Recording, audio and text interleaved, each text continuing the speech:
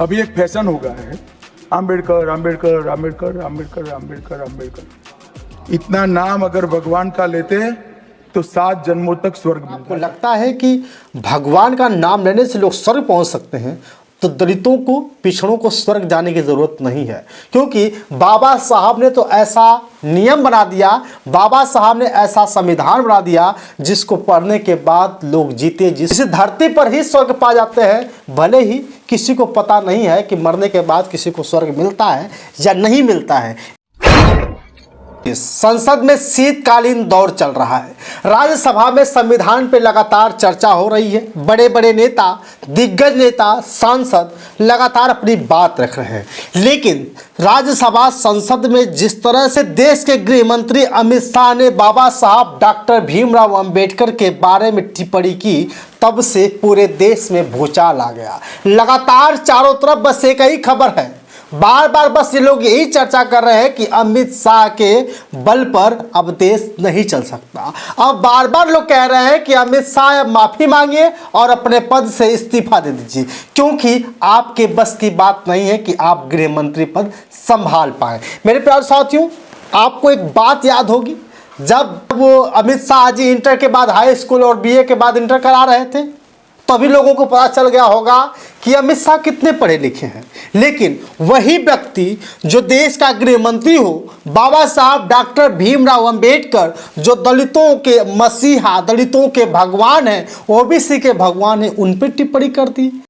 अभी एक फैशन हो गया है, आम्बेडकर आम्बेडकर आम्बेडकर आम्बेडकर आम्बेडकर आम्बेडकर। इतना नाम अगर भगवान का लेते तो 7 जन्मों तक स्वर्ग मिलता। सवाल सिर्फ टिप्पणी का नहीं है, सवाल तो ये है कि बाबा साहब डॉक्टर भीमराव अंबेडकर के संविधान को के ऊपर जिस तरह से चर्चा की जा रही है, जिसने संविधान को बनाया, जिसके वजह से देश चल रहा है, उस भगवान को, उस देवता को के ऊपर इस तरह से टिप्पणी की जा रही है। आजकल एक फैशन बन गया है, एक ट्रेंड बन गया है, अंबेडकर अंबेडकर अंबेडकर, हर बात में अंबेडकर अंबेडकर करते रहते हैं। अगर अंबेडकर के नाम की जगह किसी भगवान का नाम ले लेते तो उन्हें स्वर्ग मिल जाता। सबसे बड़ी बात यह है कि बाबा साहब डॉक्टर भीमराव अंबेडकर जी के बारे में अगर आप जानना है तो जाइए दलित बस्तियों में, जाइए ओबीसी बस्तियों में, वहाँ जाइए जहाँ कहीं पीने को पानी नहीं और खाने को अन्न नहीं हुआ करता था। वहाँ जाइए जो भगवान का दर्जा देते हैं, उस जगह जाइए जहाँ दलित उन्हें देवता की तरफ पूजते हैं। जब भी देवताओं से ज़्यादा मूर्तियाँ बाबा साहब डॉक्टर भीमराव अंबेडकर की मिलेगी। जहाँ भी दलित बस्ती होगी वहाँ डॉक्टर बाबा साहब भीमराव अंबेडकर की मूर्ति या फोटो ज़रूर होगा।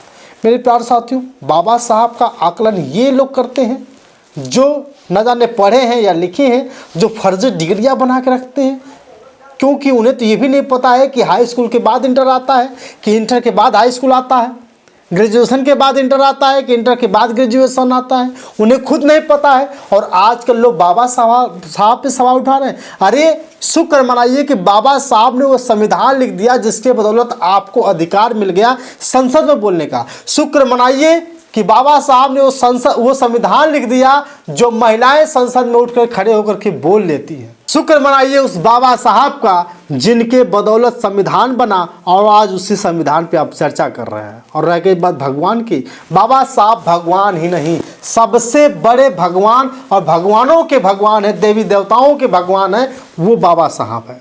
क्योंकि बाबा साहब ने जो किया है दलितों के लिए, पिछड़ों के लिए, आप सबके लिए, वो शायद कोई आपका देवी देवता नहीं कर सकता। क्योंकि आपको पता होगा जिस भगवान की आप लोग अयोध्या में प्राण प्रतिष्ठा कर रहे थे, जिस भगवान को आप लोग कह रहे थे कि अयोध्या में प्राण प्रतिष्ठा होगी, उस भगवान को भी सजा से मुक्ति दिलवाने, उस भगवान को भी कोर्ट में घसीटने वाला अगर कुछ है तो संविधान है। क्योंकि संविधान के बदौलत ही श्री रामचंद्र जी की जो कुंडली थी कोर्ट में परोसी गई थी कि उन्होंने अपनी बीबी को छोड़ दिया था। आपको लगता है कि भगवान का नाम लेने से लोग स्वर्ग पहुंच सकते हैं, तो दलितों को, पिछड़ों को स्वर्ग जाने की ज़रूरत नहीं है। क्योंकि बाबा साहब ने तो ऐसा नियम बना दिया, बाबा साहब ने ऐसा संविधान बना दिया जिसको पढ़ने के बाद लोग जीते जी इस धरती पर ही स्वर्ग पा जाते हैं। भले ही किसी को पता नहीं है कि मरने के बाद किसी को स्वर्ग मिलता है या नहीं मिलता है, लेकिन आप ज़रूर कान खोल के सुन लीजिए कि अगर आपने आज के बाद बाबा साहब पे कोई टिप्पणी करी तो बहुत बुरा होगा, क्योंकि ये दलित समाज आपको बर्दाश्त नहीं कर सकता।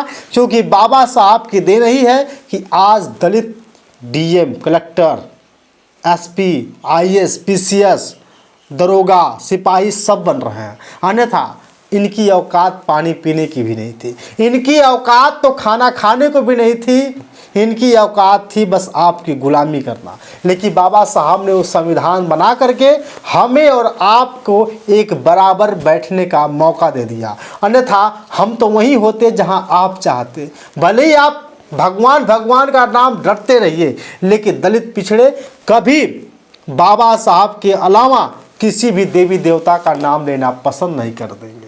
अगर कुछ लोग हैं भी देवी देवताओं के बारे में जानना का प्रयास करते हैं, चाहे देवी देवताओं की पूजा करते हैं, में वो भी भूलकर बाबा साहब के विचारों पर चलेंगे और बाबा साहब को भगवान मानकर उनकी आरती करेंगे, उनकी पूजा करेंगे, जैसा कि हम करते हैं।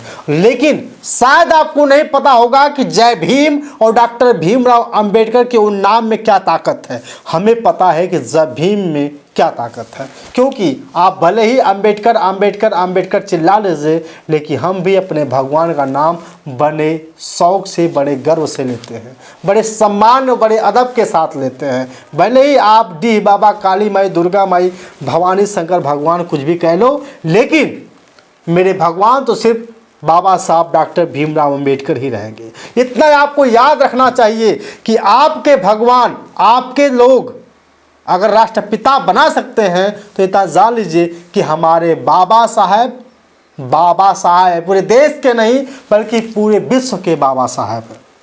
इतना भी आपको याद रखना होगा। और रहेगी बात भगवान का नाम लेने से हम तो स्वर्ग जाएं या न जाएं, आप जाएंगे या नहीं जाएंगे नहीं पता, लेकिन बाबा साहब ने वो सुंदर संविधान दे करके हमें अभी से धरती पर ही जीवन जीते ही स्वर्ग का दर्शन करा दिया। अब मुझे पता हो गया है कि बाबा साहब अगर संविधान न दिए होते तो मुझे स्वर्ग और नरक का पता नहीं चलता, क्योंकि ये दलित पिछड़े उस समय नरक में हुआ करते थे जब आपकी गुलामी करते थे। अब तो उन्हें पता है, क्योंकि अब डर देश के गृह मंत्री अमित शाह परेशान हो रहे हैं। कहीं ऐसा तो नहीं कि संविधान के बारे में लेकर के बाबा साहब अंबेडकर की चर्चा करके लोग आगे बढ़ जाए और ये पीछे हो जाए। एक वक्त आएगा कि उसी संविधान के बदौलत आप नीचे जाएंगे। आज उसी संविधान के बदौलत आप वहाँ पर आसीन होकर खड़े होकर के बोल रहे हैं, लेकिन एक दिन वही संविधान आपको झुका नहीं दिया तो मेरा नाम भी सत्यानंद स्वामी लगे।